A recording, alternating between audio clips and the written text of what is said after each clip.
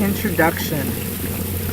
This course was written for the mind, but only to move the mind to appeal to the heart, to move it to listen, to move it to accept confusion, to move it to cease its resistance to mystery, its quest for answers, and to shift its focus to the truth and away from what can be learned only by the mind.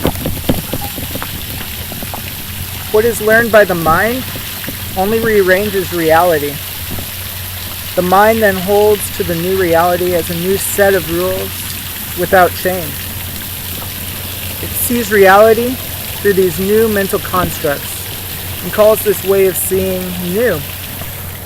In order to support its new reality, it must insist that others follow these new rules. Truth, it says, has been found, and it is here, in these new rules, and not in those of old. The mind will then tell you how to feel according to its rules. It will resist all ways of feeling, all ways of being that appear to run counter to these rules, as if it knows, because of these rules, how things are. The mind will speak of love, and yet hold the heart prisoner to its new rules, new laws, and still say, this is right, and this is wrong. It will speak of love, and not see its intolerance or judgment. It will speak of love to be helpful, and with all sincerity, and yet the very logic that it uses, though new, wounds the heart of the most tender, of those most called to love, and its sweetness. I am wrong to feel the way I do, the tender-hearted says to herself, and convinced that another knows what she does not, covers over her tenderness with protection. You think that in order to share, you must be able to speak the same language, and so you regress to the language of the mind with its precision. The mind so hates to be confused, to be open, to remain open, and to not know. It desires anchors to hold it in one spot, and held there suffers the pounding of the sea of change, resists the current, fortifies itself against the storm.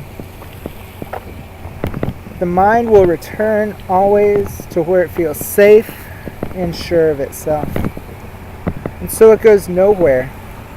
It sees not transformation or creation, or the new horizon that would defy its reality.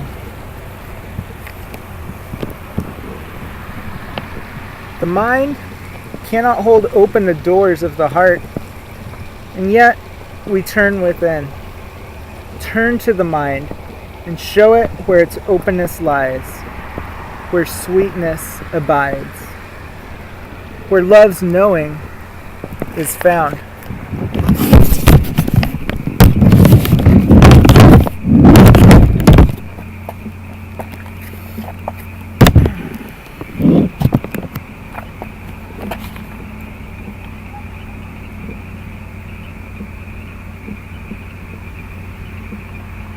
All the mind can do is rearrange reality and hold it still and captive and rule-bound.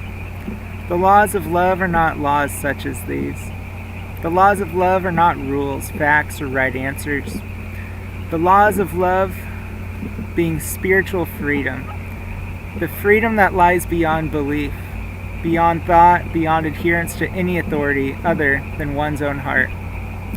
The heart is needed to guide the mind in a way that it does not desire to be guided, a way that is one of joining, a way that does not allow the mind's separate stance, its rules, or its right answers. The heart is needed because it is who and where you are, and responds in love to what is one with it. We are one heart.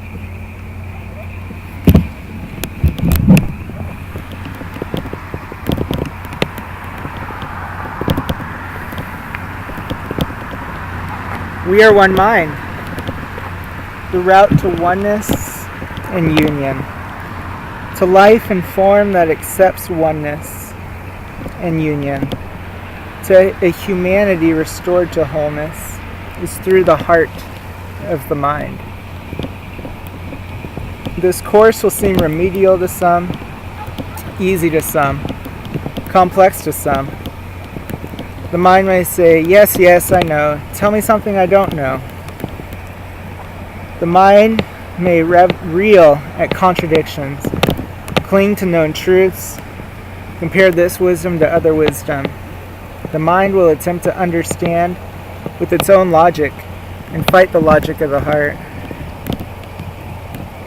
The mind will seek new rules and perhaps be willing to rearrange its reality once again. The mind is its own reality. You cannot escape the mind's reality with the mind. You cannot learn how to escape the reality of the mind with the mind's pattern of learning or of logic. You cannot live in a new and fresh world and retain the mind's reality. There is no everyone to whom I speak, to whom I give these words. There is no single, no solitary, no separate mind to whom these words are heard only by each alone, by which I mean in the sanctity of the one heart. We are one heart. We are one mind. Joined in wholeheartedness, we are the heaven of the world.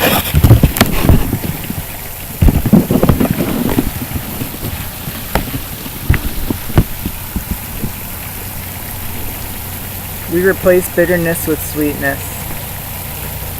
We dwell in the reality of the one heart, creation's birthplace of the new. The new is not that which has always existed. It is not that which can be predicted. It is not that which can be formed and held inviolate. The new is creation's unfolding love.